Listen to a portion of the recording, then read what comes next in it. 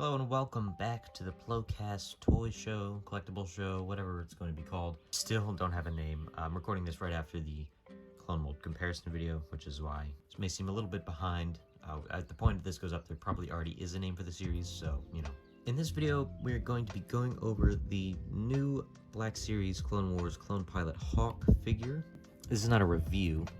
This is basically a continuation of the last video, and a link down in the description if you want to check that out. Basically what that is me comparing the new mold and the old mold and why I think one is better than the other.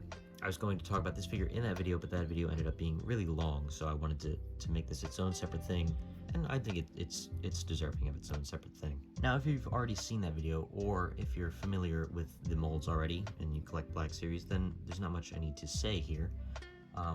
But basically, this figure, believe it or not, from what it looks like, is an amalgamation of this mold and this mold here. When I saw Hawk, I actually was surprised because I realized, wow, this is just on the old body.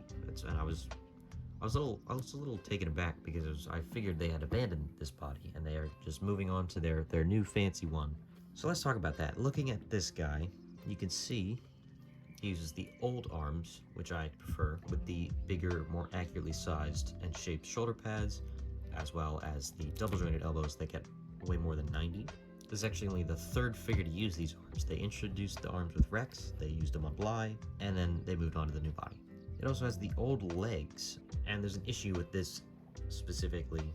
The shin pieces are actually on the wrong legs. If you can tell, this little triangular cutout is supposed to be a little shifted underneath the knee pad. You can see it just kind of looks off. Same with this one. So these are swapped. I don't even know if I'm gonna bother fixing because from far away it doesn't look really that bad. I might try to swap the shins and then swap the feet just so it is right.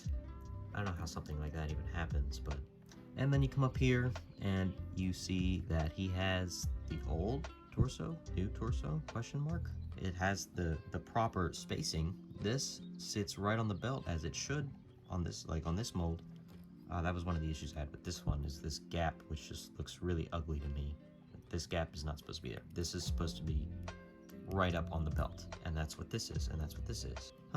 But at the same time, he has the new neck. It's the neck joint into the head, which is what this has. Ball joint here into ball joint there. While this one doesn't have an unpainted head underneath, because I don't even know if that would fit, honestly, it still has ball joint in the neck up to ball joint in the head. Whereas this old body just had one ball joint at the head, and that was it. What this actually is, it is the old ab section. If we lift up this a little bit here, you can see where the detail lines kind of stop right here. And then it's just blank plastic. Same with this guy. That's how this is. If you see, it just stops. After we get to these lines, it just stops. This guy, on the other hand, it just keeps going. It's molded all the way up into this piece. So the figure has the old ab section, but it has the new upper torso. It has this upper torso.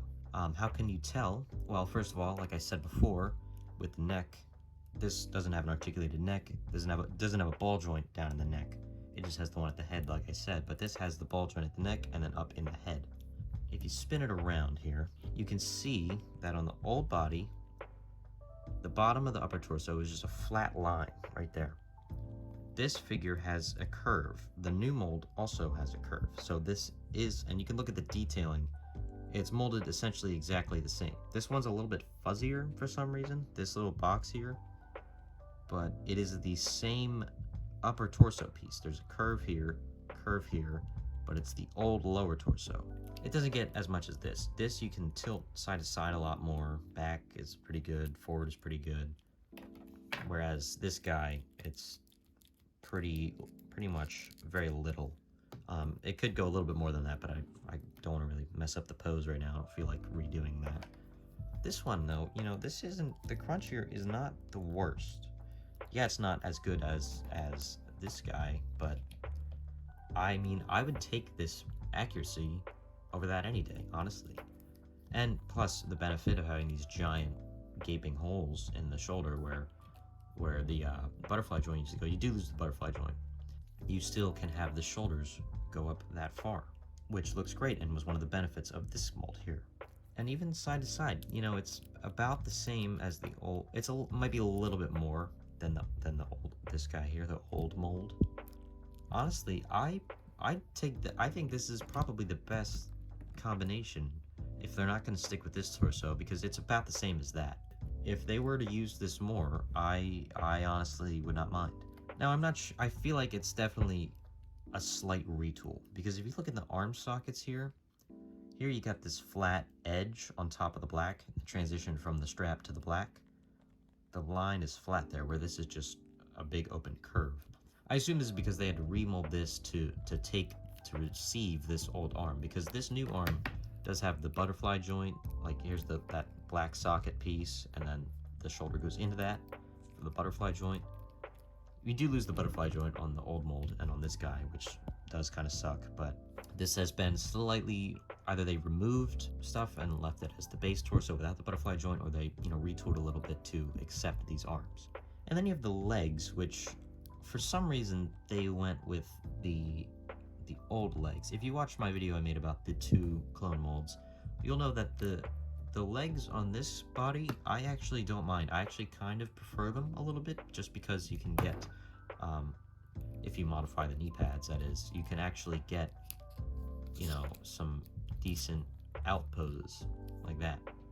If you just, because this has the rotation here at the knee, and then you can also get some of that, again, if you modify the knee pad.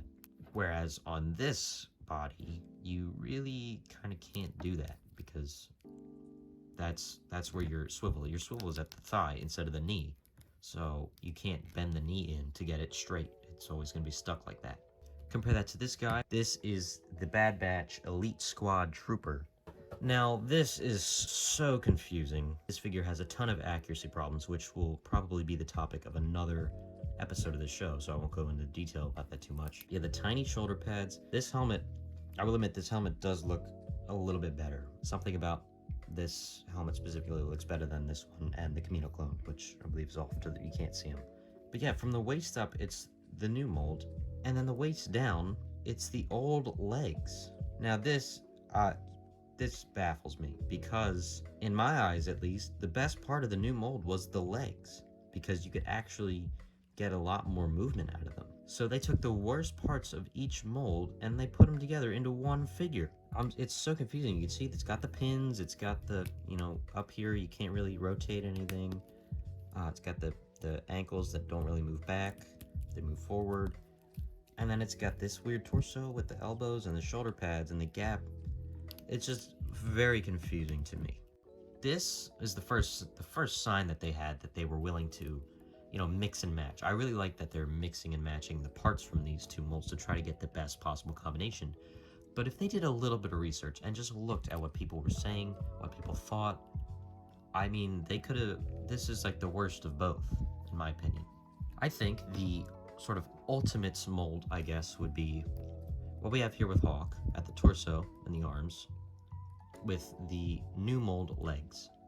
That's it. I'll modify the knee pads every time. I don't care. I'm fine with doing that. Now here we have them doing a relatively similar pose. With this, you do lose the butterfly joints that make this a lot easier. That type of pose to make is a lot easier.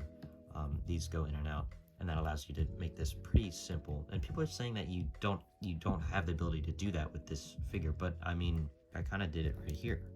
Yeah, it's a little bit trickier because you don't have the butterfly joints, and the shoulder pads inhibit the bicep swivel, which isn't even a problem on this because it doesn't have a bicep swivel.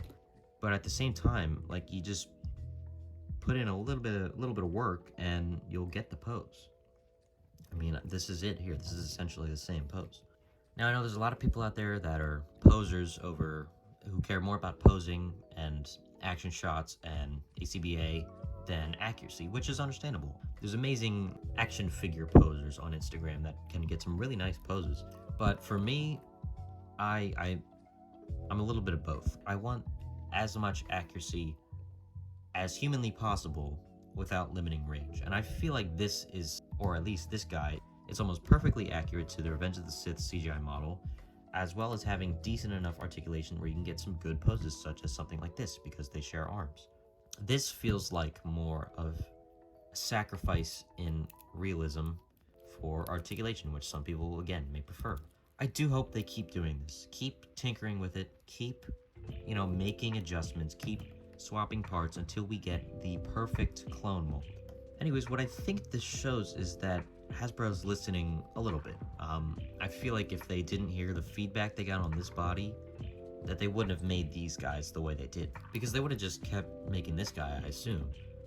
That's the last parts. You have the shin, the thigh, the knee, and then both pins. And with this, since the knee pad is attached, you have the thigh, the joint piece, and then the shin. You have 3 pieces compared to 5, which is a lot cheaper to make. And that's another reason I'm confused as to why they use these legs on both of these figures. Now, obviously, there's a thing with the knee pads that people are upset about, but then they went and they made Echo here with the same knee pads, the new knee pads. So, like, I'm a little confused, because I do like the experimentation, but so they're like doing these legs again after moving on to these ones, and then they're going from these ones back to these ones. I don't know. But what I hope they do eventually is just nail it and get the perfect combination of both molds, because both of them have benefits, clearly. If you don't agree with me that this one is better, you can at least agree that both have benefits over the other in some areas. Hopefully they figure it out soon, because eventually you're going to have a lot of, differences on the shelf, and you're going to have a bunch of figures that are all made of different parts. They're not going to match as well. So anyways, that is going to do it for this video. Let me know what your thoughts are on this figure. I hope this brought to light, some of the things they actually did with this figure, because I don't know if everybody noticed. And if you did already notice, that's cool too, because once you look at it for a little bit, you can kind of see that if you know the differences, you can kind of figure it out. So yeah, if you made it this far into the video, thank you for listening to me ramble. Make sure, if you enjoyed this one, you can check out the other video I made about the clone molds and the differences between them, which one I like more. That one's a little bit of a longer video, but if this is something you would enjoy, then I do recommend checking that out.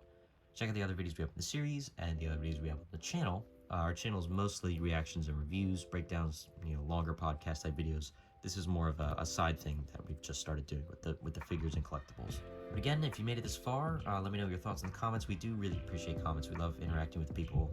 We love talking about things in the comment section, so definitely do that. If you have anything to say on this, again, thanks for watching, and I will see you in the next one.